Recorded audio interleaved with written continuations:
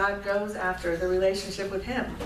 He says, these are the places in your life where you have come away from being able to believe that I love you, that I want you, that we're worthy, you're celebrated. Like that he constantly is bringing clients back to him, not just healing this or that symptom, but saying, let's be reconciled, you and me.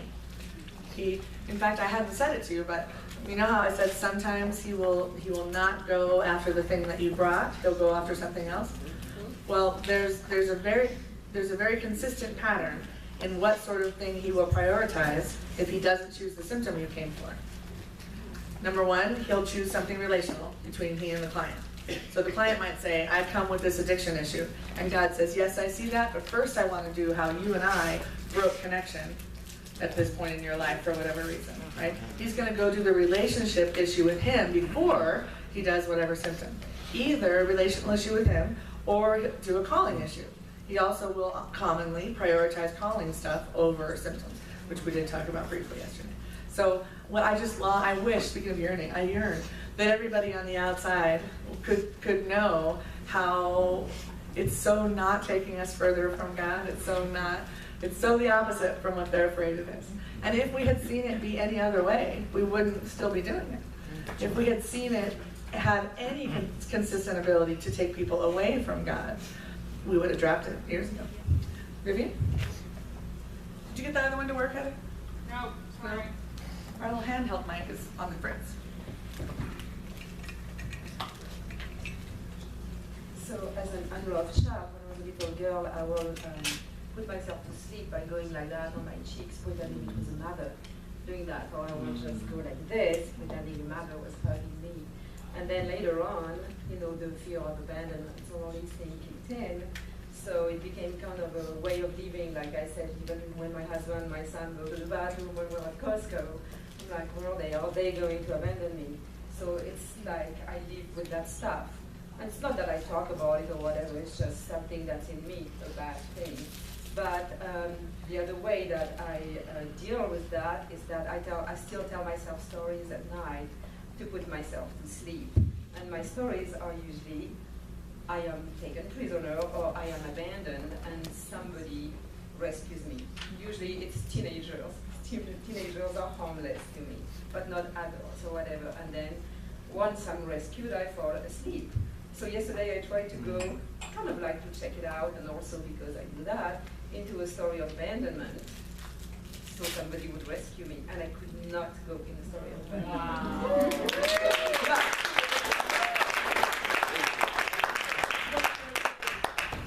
That is fantastic.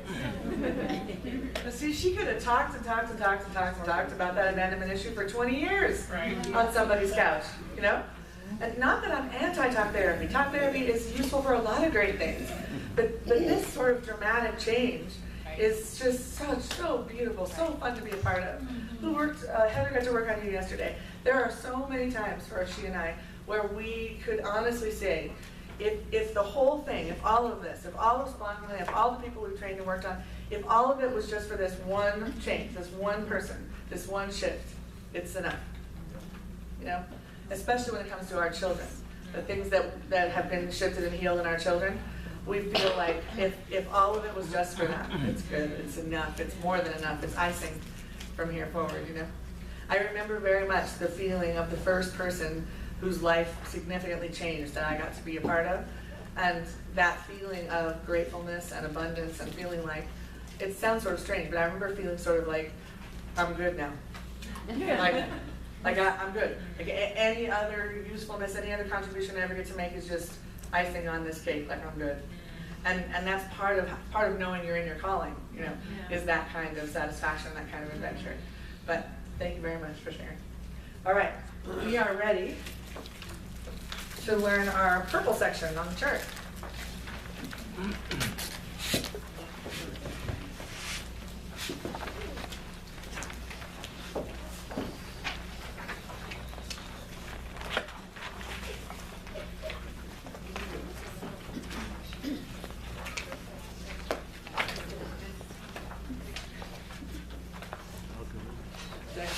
Can you hear me? No? Yeah. Can you hear me? Can you hear me? Can you hear me?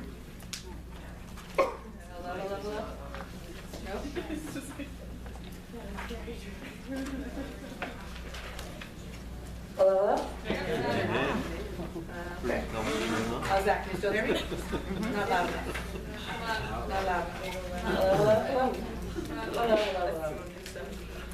La la la la la. Okay. All right. So it would look, visually, if you looked at your chart, it looks like we've covered the small piece and the big piece is yet to come. But it's actually the other way around.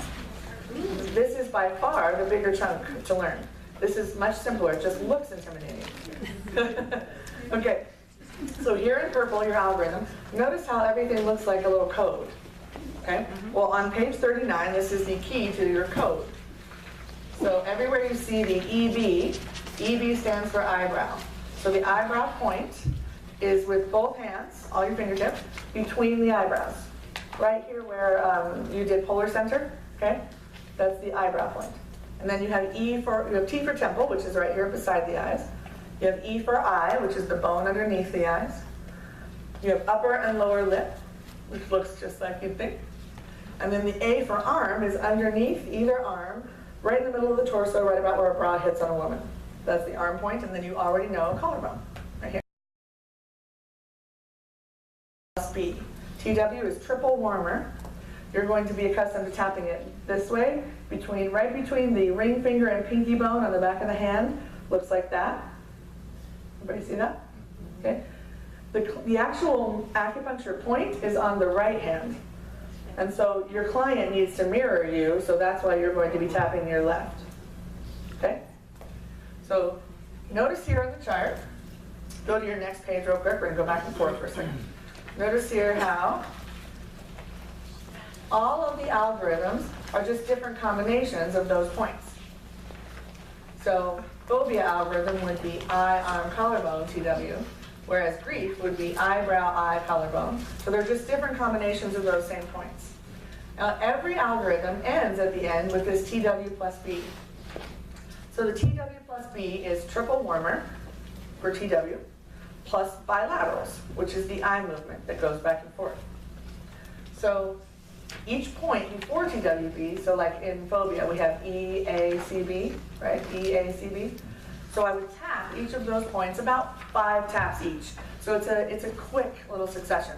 So if I was doing phobia, I would do tap, tap, tap, tap, tap, tap, tap, tap, tap. About 5 each. Okay? So one side. You can do this if you want, but you don't need to. People do, but you don't need to. So one side will work. So the algorithm, phobia algorithm would look like eye, arm, collarbone, triple warmer. Okay? Notice grief would look like eyebrow, eye, collarbone, triple warmer. So they're all just different combinations of those points. And you don't ever need to memorize them because they're right in front of you all the time. So here on your chart, they're always looking right at you. So when you're with the client, you can just have this right in front of you, or on your wall chart ideally, where you can be looking right past their head at the chart. And they will just follow you through, like Simon said. So you can watch it as you tap your points, and they'll follow you through. Now, the triple warmer plus B, bilaterals. Go to page 41 for a moment.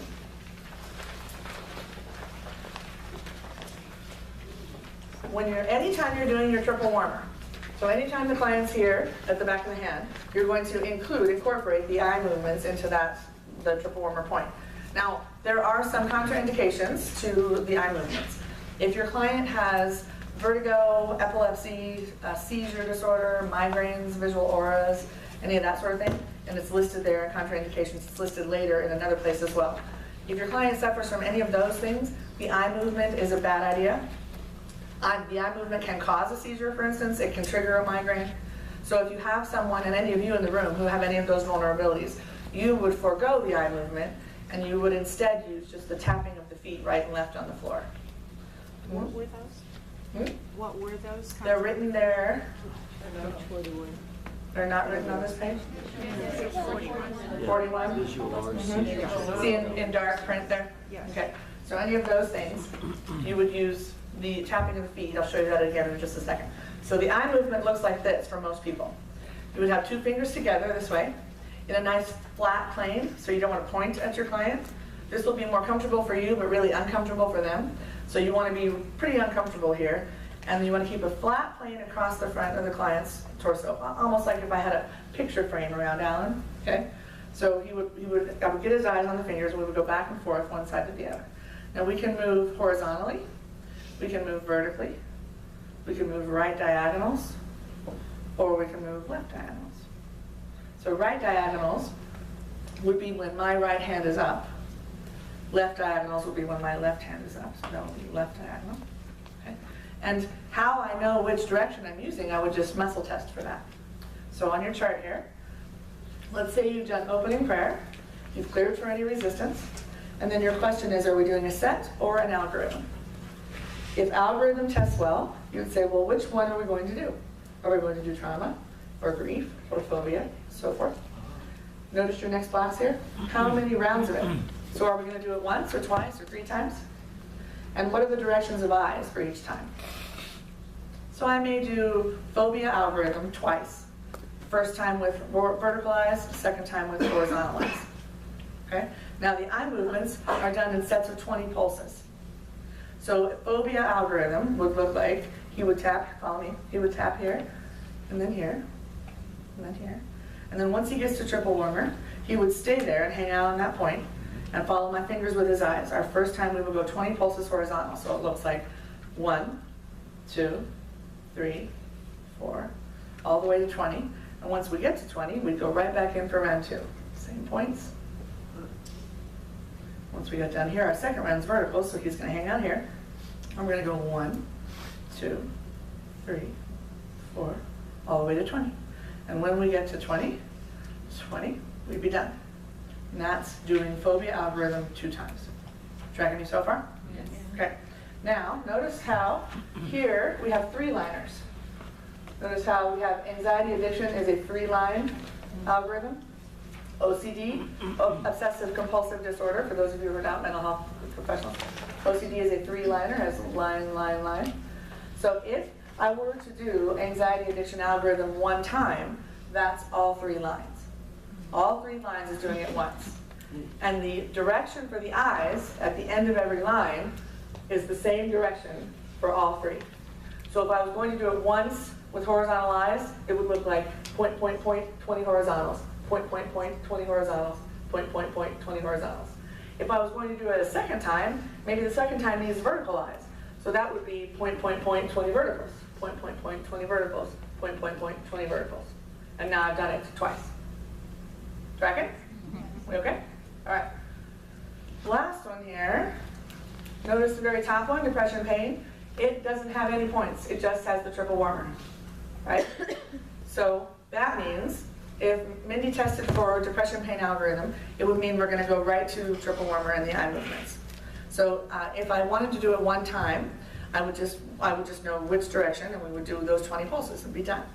But if she tested for depression pain 2 times, and the first time is right diagonals, and the second time is left diagonals, you notice how there aren't any other points. There's just this. She would just stay here the whole time. Well, what I don't want to do to her is, I don't want to do 20 of these and then straight go like that and have her throw up on me, right? So in the depression pain algorithm, you want to add between rounds a little demarcation so that you don't make your client throw up. Okay? Now the other ones don't need this because they have natural demarcation. Because when we're done with the eye movements, we go into points, so there's a natural demarcation. But for depression pain only, you need to add a little demarcation to be kind to the client. Okay? Now let's say you were going to do depression pain twice, but both rounds are horizontals. Well, then I wouldn't need to stop and tap it in. I could just go 40 pulses in the same direction. That'd be fine. Okay?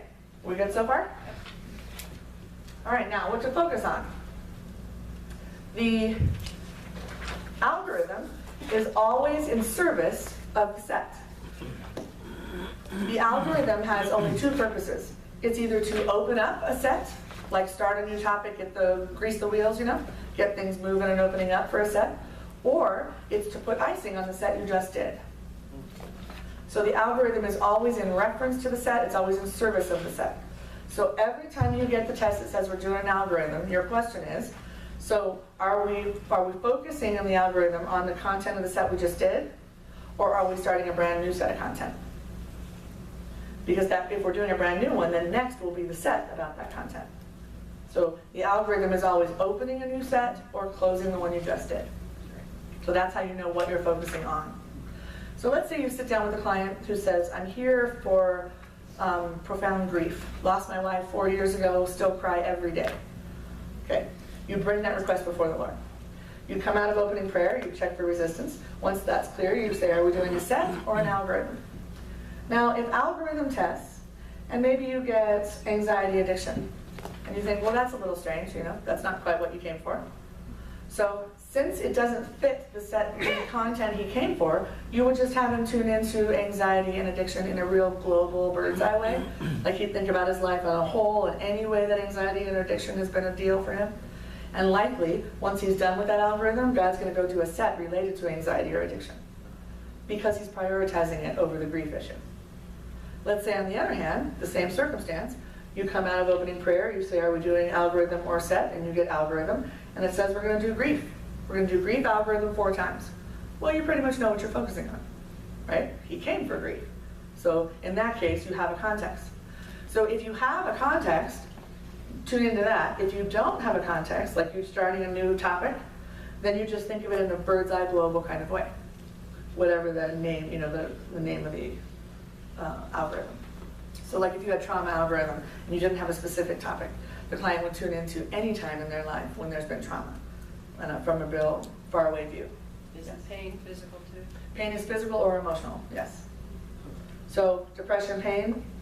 Depression, pain it can be depression, it can also be emotional pain, it can also be chronic pain, the trauma of chronic pain in the body. Other questions? Mm-hmm. Yeah, so when it's the icing on the set, Yes. at what point do you usually test, so you're going through your set, and how do you know to Okay. test for an algorithm? Because when the set is over, when the set's done, if you have time left, okay, your question is there more that we were given to do? And if there's more that we were given, God might give you in a sitting 2 sets and 1 algorithm. He might give you only 1 set and you're done. He's never going to give you an hour's worth of algorithms and no sets. Because the set is where we live. This is what it's all for. Okay? If you sat down with a person and they kept testing for algorithm after algorithm after algorithm, somebody's avoiding. Okay? This is just the client's way of saying, I don't ever want to go get to the real work and get it done. So if you were on, for me, if I even got an algorithm to test for a 3rd time, I'll let it go twice, but a 3rd time, I'm going to go, okay, no. So I'm going to have the person do a collarbone, like my subconscious admits what I need to get to the set. Do I need to resist an emotion or a collarbone statement, and so forth.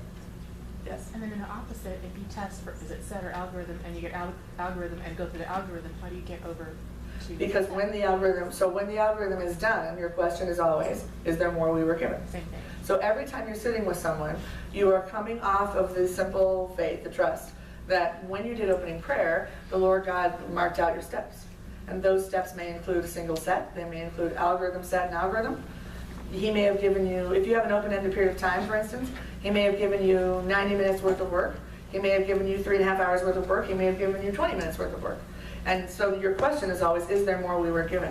Because the posture is always in that following, we're following the lead of the Spirit, whatever kind of combination of work that looks like. Yes? So you finish with prayer then after finding them breaking the bound line and then ask again. Right. So when the vow and lie is all broken and that prayer is done, you would come out of the prayer and say, so is there more that we were given? And if you get yes, there's more, you'd say, so then another set or an algorithm. Those are always your 2 options. Okay, anybody else? Questions? Yeah? That's when you ask it. That's when either one of these is done is when you ask it. So when your set is done or when your algorithm is done, you're asking, is there more that we were given? For instance, let's say that the first thing you were given was an algorithm. Chances are extremely good that you're not done. Okay? Because this is what we're here for, this is the set. So chances of being given just an algorithm and that's all he gave you are not good. So if the test said that, no, all God gave us was an algorithm. That's all I need to do today. Right? You would be suspicious, as a practitioner, you would know better, and you would say, I doubt that. So you might ask something like this. If there was more we were given, could we see it? And you'll get the muscle test that says, nope, you couldn't see it. Back off, right? That question, if so, could I see it, is a really useful one. For instance, over here earlier, they had a gist, they had a feeling that the womb issue was really about blah, blah, blah, but it kept testing for blah, blah, blah. So I said, well, ask this. Say, if it really was this, could we see it? And she asked that and got, nope, you couldn't see it. And so then that's a giveaway, then I know we're in resistance, right? If on the other hand, the muscle test had said, yeah, you could see it. If it was really that, then I'm like, well, all right, I guess it's still testing well, like we're on the right track. That makes sense? So that if it was, could I see it, is a really good little tricky one. Any topic you're on. Okay, anything else? Yes? How often is there a final clearing? How often is there a what? A final clearing in all of the steps. So after, let's say you have the emotion that you're dealing with, or that trauma Yeah. that you're dealing with, is there an actual end and does it return, or is it Oh, set? one of these is mine. They're the same, right? Okay. So some traumas are very one-dimensional and are a one-setting deal. You know, one set, and I'm really pretty much resolved on that. Other ones, a particular trauma might have 3 different sets that are all the same trauma. You know, because a particular trauma affected me this way, but also this way, and this vow, but also this lie. So sometimes one trauma may have more than one layer to it, and that's okay. You might go back to the same age, same trauma a couple times, 3 times, 4 times even. But yes, there is such a thing as cleared. There is such a thing as that trauma and its impact on me has been resolved. Yes, and I am no longer plagued by that, whatever it was. Yes. So, and we are expecting that. We are expecting completion and permanence. And when a symptom lifts, it doesn't come back. Because of the literal nature of what we're doing here. So if Vivian had gotten a new clarity about the abandonment trigger that goes off when she's in Costco, right? If she had gotten a new clarity and had willed herself out of that reaction and gone home that night, and when it was time for telling herself the story, she said, no, I don't need to do that. I know better, right? If it was will-based, then the chances of it returning are very, very good. But in this circumstance, I dare you to get it back. She can't get it back. See, when the Lord takes you to the original root of something and pulls out its fuel at its root, she'd have to go back to the trauma, be that age, have it happen again. She can't. So tomorrow night and the next night and the night after that, she still won't be able to conjure up that story, even if she tries. And that's a lovely, lovely thing. And it's because it's not motivation-based change. That's why. It's because it's literal, physiological, energetic clearing, you know? Yeah. You may get excited, yes. Yes. God's permanent healing. Yes. Yes. So when the client says, and they usually do it most around anxiety, if a client says, boy, that anxiety trigger, I just feel like a weight off my shoulders, I hadn't thought about it all week or all day, or whatever it was is gone, I'm free.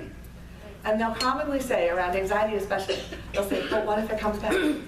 And I'll say, dare ya, knock yourself out. Yeah, go nuts. Let's see that happen. Because again, it's just, that's how it works. You can't go back and have that again. Now, on the other hand, you certainly can re-agree for something for a new reason. Yeah. That's certainly possible.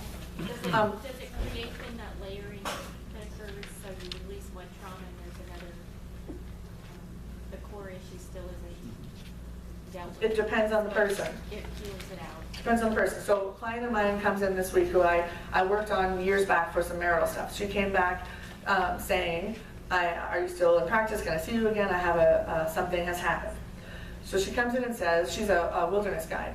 She was struck by lightning 12 months ago, so severely that she gained all of this new creativity she never had before. She could paint, she can play instruments that she never could before. She has, and I know it's remarkable. But she also has, she's paranoid now. She wakes up every morning and goes straight to the window to check the sky.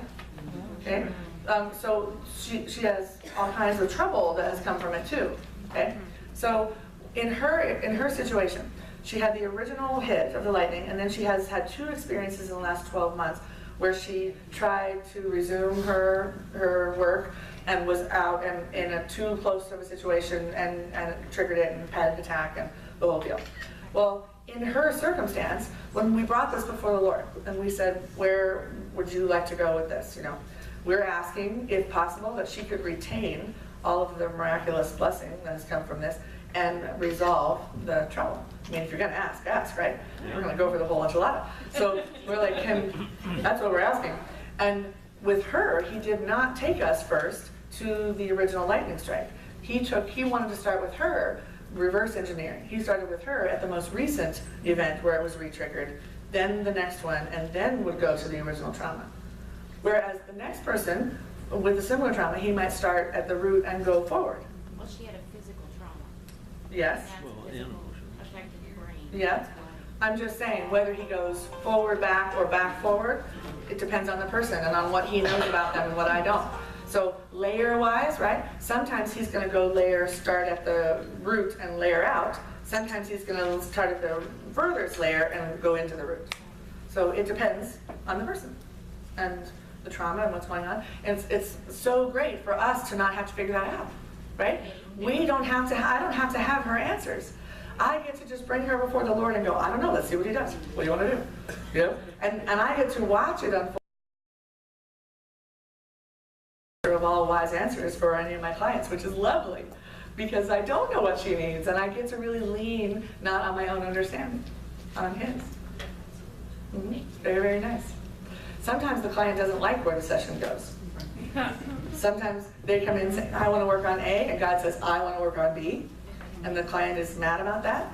And even in that case, I can say, take it up with him. Yeah. I can't control where it goes, you know? I watch where it goes just like you do. You got a problem with it, take it up with the guy. Because I'm not in charge of it. People will say, well, can we go work on blah, blah, blah, just like, you know, we aren't asking God his thing, we're going to work on the thing? No. Not that it can't be done, but that's a whole different thing. If you're doing that, you're doing your own version of some kind of mind-body work, but you're not doing Splankna. Splankna is about inviting the Lord to do the thing he'd like to do. And any other posture is some other thing. Okay.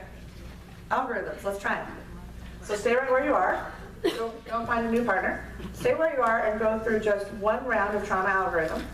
And so what I want you to do is I want you to ask your partner with the muscle test which direction of eyes his body would like to try out. So we're not looking for deep trauma, we're not doing opening prayer, we're just doing a little thin layer practice round. So I want to just know, do you want to do verticals, right diagonals, left diagonals? He wants to do left diagonals. So we're going to do trauma algorithm one time through with left diagonals, and then he'll do the same for his left, which eyes do you want, they'll do trauma algorithm one time through. Okay? And when you're, And just tune into trauma real general for your life. so when you went through the process, you asked how you want, which direction Right. the eye was. Right, so I'm working with Mindy, and we've come out of our opening prayer, and I say, so, we're ready to work? And they go, yep, we're ready. Are we doing a set? No. Are we doing an algorithm? Yes. Which one? Trauma? Grief? Depression, pain? Phobia? Oh, phobia algorithm. Then I want to know how many rounds of it. Are we going to do phobia one time? 2 times? 2 times. What is the eye direction for each round? So for round number 1, do we want horizontals, verticals, right diagonals? Right diagonals, I might write that down. For my next round, do I want right diagonals again? Left diagonals? Left diagonals. I'll write that down. And then we'll go do both rounds. Tracking me? So if you're not doing, if the person needs to have. If the person can't do the eyes. Yes. If the person can't do the eyes, you're going to do the feet instead.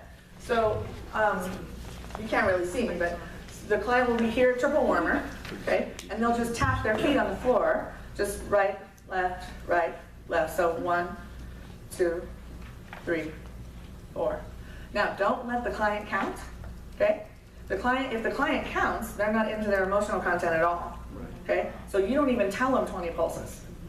You just tell them, you just tap your feet and tap right here. And you count, but they don't, okay? So my client has no idea I'm going 20 pulses. But the client's doing the tapping. Yeah, but they just tap for a while. They don't even notice it's 20, okay? Because if you tell them 20 pulses, they're going to count. Yeah. If you It did doesn't 21 matter or which- 19, you're not going to hurt anything. It doesn't matter which foot you start with. No, it doesn't matter which foot you start with. So don't tell the client, tap 20 pulses with your feet, because then they'll count. And when you're doing the eyes, I never tell them we're going 20 pulses, I just go. Because I want them in their emotional content not counting. Yes? I was just gonna make the suggestion, I had a client who had had knee surgery, so she couldn't tap herself, but she also couldn't do the hands due to a brain injury. So I tapped gently on her knees, Yeah. left, right, And that's fine too. Mhm. Just remind me, left and right diagonal, is it the direction going up? When I say right diagonal, I mean I'm doing this, where right is up. Right And is if I say left diagonal, I mean this. Okay. And whichever one I meant is what his body's going to respond to needing or not needing, because it's the frequency of meaning between us. Yes? Oh, sorry. There was a question? Oh, he was just fixing her hair. She was just loving her hair. Okay, I think we're ready. So turn in, do one round of trauma algorithm. See which direction your life moves.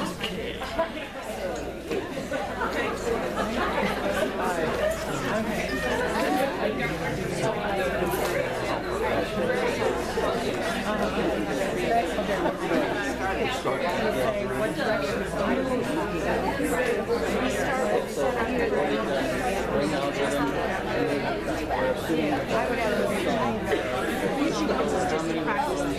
We're not doing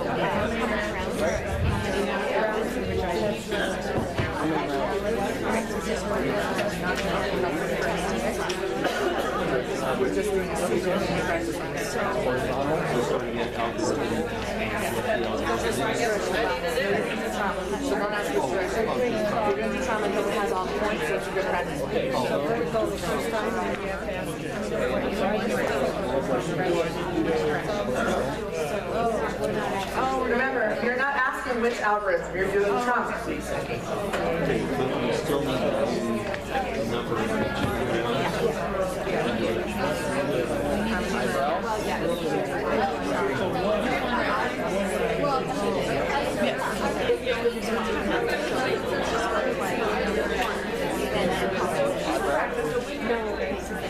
We're not doing all the other points. You don't have to, all the points are in the trauma algorithm, that's why I'm using that one. Okay, so like for me, if I go that way,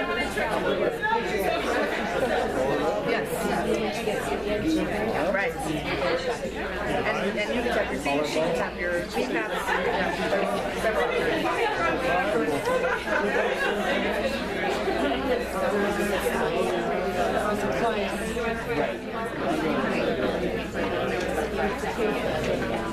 Let me have your eyes. If you're doing verticals, can everybody see? If you're doing verticals, don't try to do that. That's really uncomfortable. Go ahead and turn sideways to do verticals, okay? If you're going to do left diagonals, use your left hand. Doing left diagonals with your right hand is really awkward, okay? When you're doing horizontals, you're going to have a natural tendency to sort of arc like this because it's comfortable for you, but that's really hard on the focus and refocus for the client. So you want to keep this really awkward, uncomfortable, flat plane in front of the client. Horizontal doesn't matter what side you